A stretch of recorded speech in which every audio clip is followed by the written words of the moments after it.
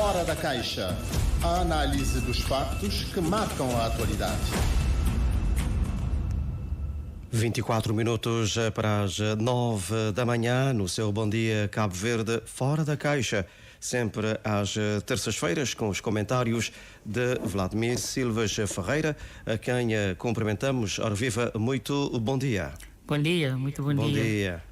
Muito bem. Esta disposição, como é que vai? Está tudo tranquilo? Passou a Páscoa tranquilamente com a família? Tudo bem, graças a Deus, e espero também que com o Orlando tenha corrido tudo bem. Também, graças a Deus, tudo correu da melhor forma. E um dia depois da Páscoa, recebemos a notícia ontem do falecimento do Papa Francisco, a grande figura da Igreja Católica, mas também uma grande figura do mundo, porque o Papa Francisco não era somente a figura, o homem da Igreja, mas também o homem do mundo, e que lutava pela estabilidade, pela paz no mundo, na sua mensagem que enviou para o mundo inteiro, de um mundo mais amigo, mais solidário, e sobretudo de um Papa também muito amigo dos pobres. Implicações geopolíticas e também perfil do novo Papa nos próximos dias será naturalmente tema de reflexão a nível mundial, Vladimir Silvas Ferreira. Sim, com certeza. Bom, em primeiro lugar, queria expressar as minhas condolências à Igreja Católica, e aqui é importante frisar que a perda de um Papa é uma perda para todo o mundo cristão. A perda de um Papa é uma perda que ultrapassa o universo do catolicismo. É uma perda para a humanidade, digamos assim. O Papa, para além de ser um líder religioso, é também um líder político. E é um líder político, sobretudo, também pelo papel que exerce de influenciação sobre os governos de todo o mundo, as organizações internacionais, as organizações da sociedade civil. Portanto, é uma figura com impacto na forma como se dirige, o poder da mensagem que um Papa tem. Portanto, é uma perda para além do espaço do catolicismo, volto aqui a frisar. Mas, fazendo um balanço do mandato do Papa Francisco, diria que ele assumiu o poder com o simbolismo de ser o primeiro representante de uma região do mundo que é maioritariamente cristã, América Latina, mas que até então não tinha tido a oportunidade de ter uma tão alta representação na hierarquia da Igreja. Aliás, ele assumiu a função de Papa numa altura em que se discutia muito esta questão de também ter um representante de outras regiões. Podia ser África, podia ser Ásia, foi a América Latina, mas já se discutia e já havia uma certa crítica em relação ao facto de a maioria dos papas serem da Europa, sobretudo da Itália, quando a Igreja Católica, a grande parte dos seus fiéis tem se concentrado sobretudo nos países do sul global. Mas voltando aqui ao Papa Francisco, o Papa se destacou também por um discurso mais que eu chamo de mais moderno e mais progressista, quando comparado com o seu antecessor, com Bento XVI. Ele tinha um discurso de maior abertura para com temas como homossexualidade. Ele autorizou, digamos assim, a bênção de casais homossexuais na Igreja. Ele procurou e combateu os escândalos sexuais e casos de pedofilia que vinham minando a confiança na Igreja. Ele também tinha um discurso mais pró-questões ambientais, climáticos. Ele se posicionou várias vezes em relação a essas matérias, mas apesar de ter sido um Papa com um discurso mais progressista, na verdade ele não conseguiu implementar reformas de fundo. E aqui estou a pensar em temas mais fraturantes como o fim do celibato obrigatório ou a ordenação das mulheres.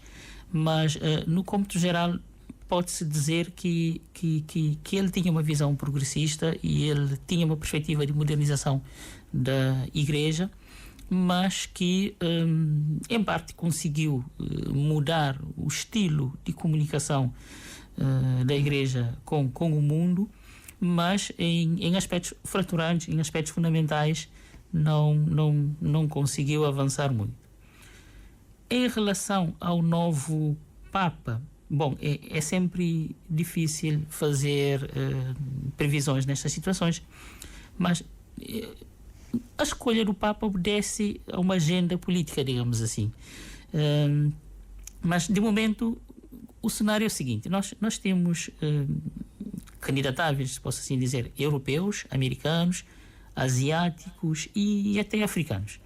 Se a lógica for alargar a representatividade da Igreja a outras regiões, é normal que venhamos a ter um Papa asiático ou africano. Mas, por outro lado, há que se ter em conta também que, para além das questões regionais, existe também dentro da Igreja uma certa disputa entre correntes ideológicas. Há uma ala, digamos assim, que é mais conservadora e que defende mais a manutenção do status quo e dos fundamentos da Igreja Católica que perduram até o momento, e há uma outra corrente que é mais progressista, que defende mudanças e uma adaptação da Igreja às novas exigências, sobretudo as exigências impostas pelas pautas mais progressistas. Portanto, aqui vai depender disso. Vladimir, digamos que, tendo em conta as reformas que o Papa Francisco implementou e outras que pretendia implementar na Igreja Católica, o novo Papa terá aqui um desafio enorme, não é? Nesta questão de uma Igreja mais inclusiva, falaste da questão da comunidade LGBT, né, que o Papa, digamos assim, também acolheu, também da mulher ter uma maior presença dentro da estrutura diretiva da própria Igreja, de uma Igreja de todos, né? De todos, é a palavra de marca do Papa Francisco, para além de outras medidas. Quer dizer que temos aqui um desafio enorme que se coloca ao novo Papa. Sim, mas... vai pretender implementar ou não as reformas. Sim. Não, mas se observarmos bem, o Papa Francisco não conseguiu implementar reformas. Ele conseguiu introduzir algumas novas questões, ele conseguiu trazer uma agenda de maior abertura em termos discursivos, mas no essencial a estrutura da Igreja manteve-se. Isso não quer dizer que não foi por falta de vontade dele. Ele lidera uma organização. O Papa não é uma voz única, não é? Ele tem toda uma estrutura em relação ao qual as questões são debatidas e decididas. Mas, por exemplo, vejamos a questão da igualdade do género. A escolha do Papa não vai ter a participação de uma única mulher. Ou seja, numa altura em que muito se discute a questão de igualdade de oportunidade entre os géneros, há ainda um caminho a fazer por parte da Igreja Católica, por forma a se ajustar ao que são as novas demandas atuais. Não é? Portanto, há aqui um conjunto de reformas a fazer. Mas, voltando à questão da escolha do Papa, aqui nós, se olharmos os últimos Papas, podemos ver o seguinte: o Papa João Paulo II, que esteve aqui em Cabo Verde, acho que o Papa João Paulo II foi claramente uma escolha que tinha um simbolismo político muito claro. E quando ele assumiu o cargo, sendo um Papa da Polónia, um polaco, vê-se claramente que a Igreja queria passar uma mensagem de abertura ao bloco do leste, o leste europeu, e não é coincidência que o colapso do bloco socialista e o avanço do mundo unipolar tenha ocorrido precisamente durante o mandato do João Paulo II. E aqui um elemento, e algo que podemos aqui refletir juntos com os ouvintes, também não é por acaso que o Papa João Paulo II visitou Cabo Verde meses antes da abertura política. Eu não vi isso, não me lembro se esta questão tem sido abordada nos livros de memória de Aristides Pereira e de outras lideranças da altura, mas é bem provável que esta questão tenha sido na altura abordado entre o Papa e as autoridades nacionais. E ele, a marca dele é um Papa que está associado ao momento de mudança, digamos assim, que ditou a alteração da ordem mundial. O Papa Bento é um Papa que voltou a recentrar a Igreja nas suas bases. Era um Papa claramente conservador. Isso por demais evidente. Francisco tinha essas nuances, essas diferenças, um Papa mais aberto, também por ser de uma região, a América Latina é uma região com uma grande abertura para com as pautas progressistas, e vamos ver. Portanto, aqui a escolha do novo Papa vai depender não só das questões regionais, fala-se também da possibilidade de algum Papa americano, pela força, pelo poder que a Igreja Católica americana tem, mas sendo uma escolha americana, será com certeza uma escolha conservadora. Portanto, há aqui esses dois itens, é claro que há muitos outros detalhes, mas eu destaco sobretudo esses dois itens. Portanto, a região de origem do Papa e a linha de pensamento que o mesmo trará. Certo, então vamos ver pelos próximos dias, esperar, né, os próximos desenvolvimentos. O Papa Francisco tinha a intenção de visitar Cabo Verde. O cardeal Dom Orlindo, que revelou que alguém lhe confidenciou do staff de Francisco que ele tinha a intenção de vir para Cabo Verde ainda neste ano, 2025. Portanto, infelizmente, a tal já não acontece. Vamos ver, né, no próximo Papa se virá também nos visitar, porque recebemos um Papa há muitos anos. Muitos anos mesmo. Bom, temos aqui outras questões para a gente analisar.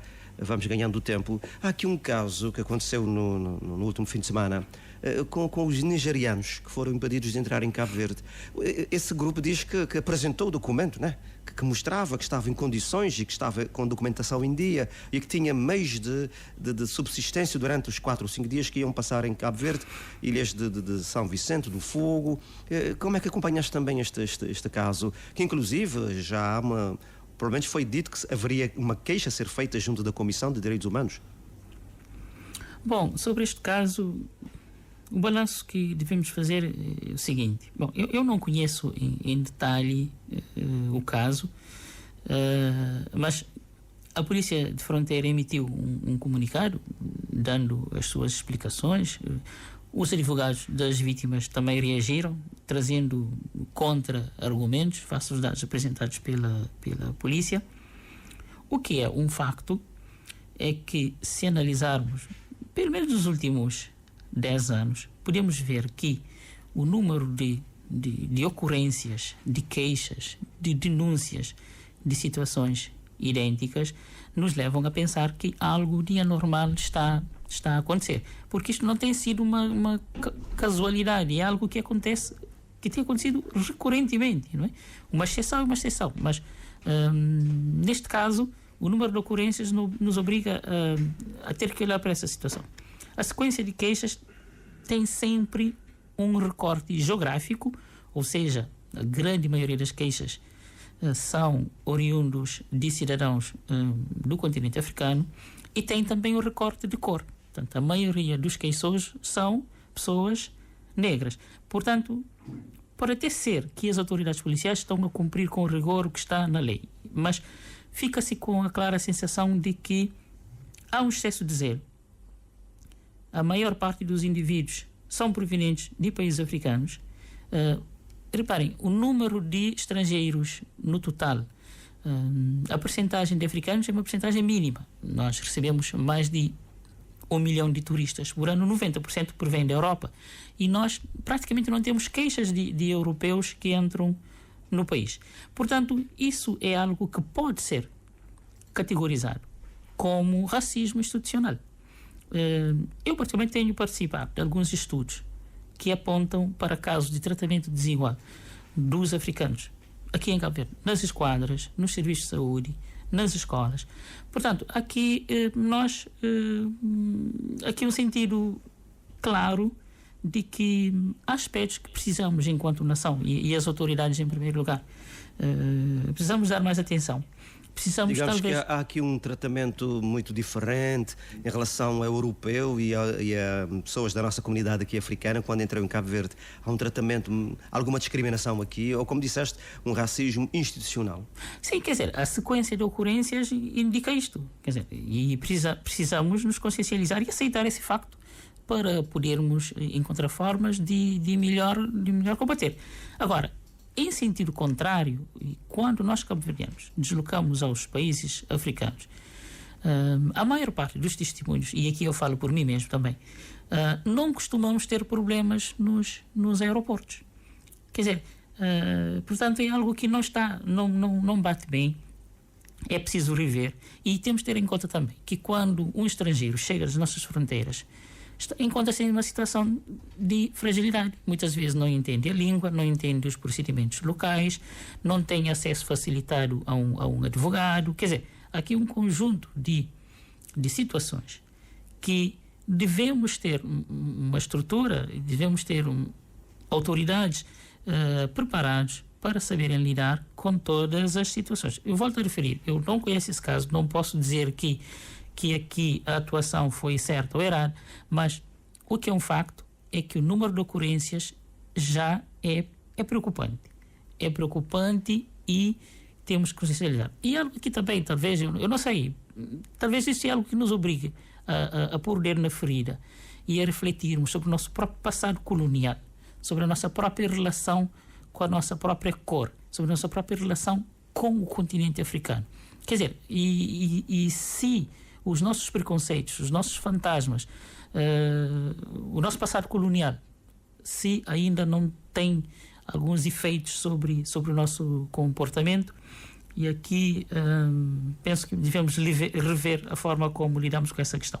E parte-se, em primeiro lugar, das autoridades. Essa responsabilidade é, em primeiro lugar, das autoridades, e espero que este caso seja o último. Quando digo o último, nessa sequência regular de casos, é normal que pontualmente isso pode acontecer, mas não podemos transformar uma exceção numa regra. Ouvimos hoje de manhã que vai ser tomada ainda hoje uma decisão em relação ao catamarã Liberdade, né? Que poderá vir para São Vicente para reparação nos taleiros da Cabnava aqui em São Vicente, na sequência do incidente ocorrido ontem. Estamos com alguns incidentes que estão a acontecer com os nossos navios. Já tivemos na semana passada o caso do navio Padre Nho Benjamin. Também o avião da Guarda Costeira, que chegou há poucos dias aqui a Cabo Verde, teve um incidente nas hélices. Portanto, aqui precisamos ter muita cautela, uma vez que Cabo Verde é um país de poucos recursos, cuidar melhor dos nossos transportes. Talvez ver a questão da manutenção ou da formação também das equipas. Sim. Eu, enquanto leigo, enquanto cidadão, enquanto utente ou cliente desses serviços, aqui, começando pela questão do avião, fico aqui com algumas dúvidas no comunicado emitido pelo Ministério da Defesa, não é? O avião estava numa missão de salvamento, na sua primeira missão de salvamento, mas ao mesmo tempo estava em treinamento. Bom, eu que não entendo da área, que não estou familiarizado, eu ponho-me a pensar do ponto de vista dos regulamentos e dos procedimentos. É viável, é aceitável, é comum que um avião, nessas circunstâncias, possa estar em treinamento e ao mesmo tempo transportando um doente, um paciente. O paciente e os profissionais de saúde que o acompanharam foram informados que o avião estava num processo de treinamento. O paciente e os acompanhantes deram o seu consentimento.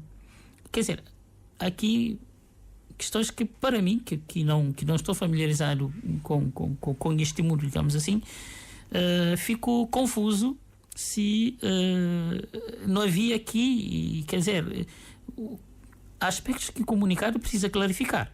E se os pilotos já tiveram o treinamento suficiente ou não, se o avião não está em fase plena de execução das suas tarefas, é possível que o faça, que o processo de aprendizagem seja feito ao mesmo tempo que se transporta doentes. Portanto, aqui alguns detalhes por clarificar e que para mim geram alguma preocupação, porque o próprio comunicado, quer dizer, não transmite confiança, porque nós precisamos e muito desse meio de transporte.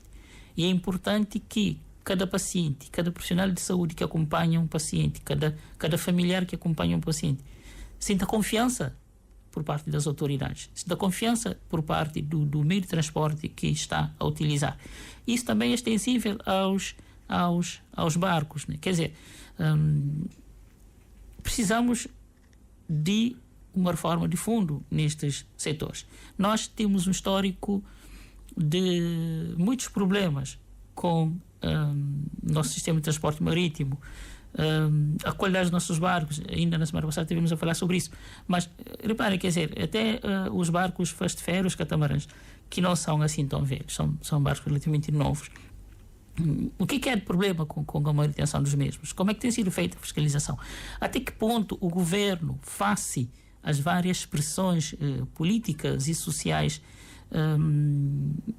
qual é a margem de manobra para que as autoridades de inspeção e de fiscalização cumpram efetivamente com o seu papel com rigor? Ou seja, isso tudo cria instabilidade, cria insegurança, cria receio na população e claramente estamos a regredir nesses domínios. Temos já pouco tempo, não gostaria que terminássemos sem falar aqui também de uma medida do governo, em parceria com a TACV, que rubricaram na semana passada um protocolo, isto tendo em vista facilitar a mobilidade, a deslocação dos artistas, mas também dos seus instrumentos, transportar os instrumentos de forma gratuita. E eu sei que é uma reivindicação, ou foi uma reivindicação também da própria comunidade artística cabo-verdiana, quando deslocam a emissão de serviço para um espetáculo nas ilhas ou também fora, para que haja uma certa facilidade também no transporte dos seus instrumentos. É uma forma de incentivar a produção cultural aqui no país e também estimular os artistas. Sim, com certeza. Desde que seja economicamente viável para a transportadora aérea, tudo bem. Eu acredito que se chegaram a esse entendimento é porque querem realmente dar essa contribuição para dinamizar portanto, a mobilidade dos artistas. É algo positivo. Queria aproveitar aqui também para reforçar que nesta semana foi socializado a proposta de estatuto do artista. Penso que esse também, sim, será um outro instrumento importante, não só para clarificar quem é artista, como atua, portanto, as várias tipologias, as várias categorias, e criar também um quadro de forma que a legalização da atividade artística, cultural e de entretenimento possa ser melhor clarificado. Mas, sobretudo, para além dessas medidas, o que é importante também é que essas medidas sejam acompanhadas de avaliação periódica, porque, por exemplo, nós já essa questão das condições de trabalho dos artistas e das condições de financiamento é algo que se vem discutindo há muito tempo, e já há vários anos atrás, por exemplo, foi implementada a lei do mecenato. Não foi avaliado, quer dizer, quais são os resultados desses anos todos da sua implementação. Foi implementado, não foi?